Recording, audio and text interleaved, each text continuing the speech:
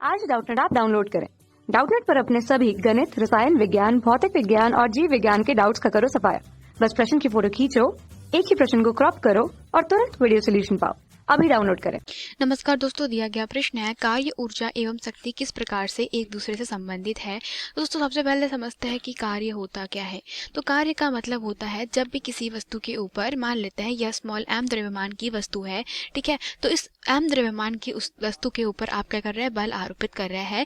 और बल आरोपित करने से यह अपनी स्थिति से क्या हो जाती है, वस्तु अगर विस्थापित हो जाती है तो यहाँ पर क्या किया जाता है, कार्य किया जाता है। अर्थात क्या होता है दोस्तों, कार्य का मतलब होता है कि जब भी आप किसी वस्तु के ऊपर बल आरोपित करें और वो बल आरोपित करने के कारण अपनी ही स्थिति से क्या हो जाती है दोस्तों, विस्थापित हो जाती है या उसमें विरूपण उपस्थित हो जाता है, वहीं पे क्या होता है, कार्य किया जाता है। ठीक है, तो अब कहा कैसे क्या है कि कार्य जो होता है दोस्तों वह होती है, किससे दर्शाता है इसको, कार्य को दर्शाते हैं F इंटू डी से, जहाँ पे F क्या है, बल, और D होता है विस्थापन। समीकरण क्रमांक इसको एक नाम दे दिया जाता है।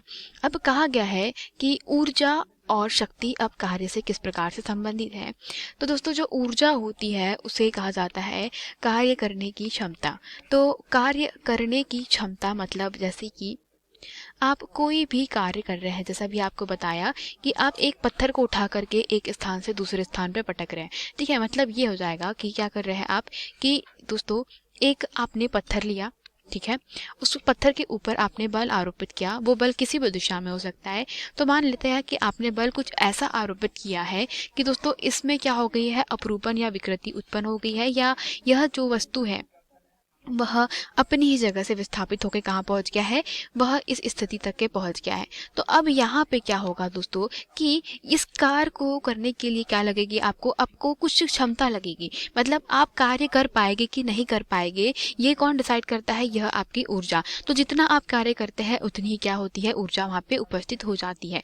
मतलब कार्य करने की जो क्षमता रहेगी वही क्या कहलाती है, आपकी ऊर्जा रहती है। अर्थात किए गए कार्य को भी क्या कह सकते हैं दोस्तों, ऊर्जा के बराबर माना जाता है। तो अगर आप यहाँ पे बल आरोपित कर रहे हैं, विस्थापन D का हो रहा है, तो यहाँ पर दोस्तों किया गया कार्य ही क्या हो जाएगा, ऊर्जा के रूप में संचित हो जाता है। ठीक है, इसके बाद में दोस्तों अगर आप कहे कि जो शक्ति होती है वह क्या होती है, तो शक्ति जो होगी, तो किसी भी वस्तु की जो शक्ति कहलाती है दोस्तों, शक्ति मतलब होती है दोस्तों कार्य करने की दर। ठीक है, तो कार्य करने की दर को ही क्या कहते हैं, शक्ति कहते हैं। तो कार्य करने की दर का मतलब होता क्या है, कार्य करने की दर का मतलब होता है कि कार्य के बटे में होता है समय। मतलब यह है कि आप कितने समय में कितना कार्य कर सकते हैं या आप कितने कार्य करने की क्षमता रखते हैं, वही क्या कहलाती है दोस्तों, आपकी शक्ति कहलाती है।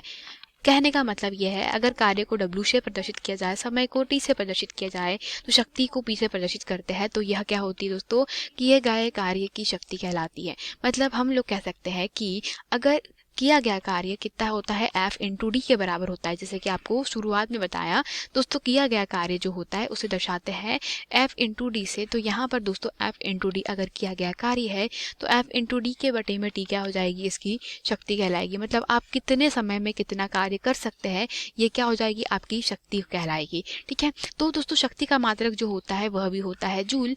ठीक है, जूल या आप जूल प्रति सेकेंड। ठीक है, और दोस्तों जो ऊर्जा है उसको भी प्रदर्शित किया जाता है जूल में, और जो कार्य होता है उसका भी मात्रक होता है जूल। तो आप देख रहे हैं दोस्तों कि यह भी जूल है, यह भी जूल है, और जो शक्ति है वह जूल प्रति सेकंड है। मतलब कार्य करने की दर, या आप कह सकते हैं दोस्तों कि अगर कार्य करने की जो क्षमता है वह ऊर्जा के रूप में, अतः शक्ति को आप ऊर्जा के रूप में इस प्रकार भी लिख सकते हैं दोस्तों, E के बटे में D, जहाँ पे E क्या है, कार्य करने की क्षमता अर्थात ऊर्जा। ठीक है, तो ये हमारे पास में दोस्तों दूसरा क्या था मात्रक, हमारे पास में होता है इसका वॉट। तो इस प्रकार से ये तीनों ही आपस में एक दूसरे से संबंधित होते हैं। किया गया कार्य दोस्तों क्या होता है, वस्तु को एक स्थान से दूसरे स्थान तक के स्थापित करना, वो क्या होता है, कार्य होता है। इसके अलावा उसको किसी भी वस्तु के अंदर विकृति उत्पन्न करना भी किया गया कार्य होता है। मतलब जैसे कि आपके पास में कोई एक स्प्रिंग है, आपने क्या किया, बल आरोपित किया और बल आरोपित करके इसे संपीड़ित कर दिया। मतलब अब संपीड़ित करना का मतलब होता है इसके फेरे बहुत पास पास में हो जाएगी।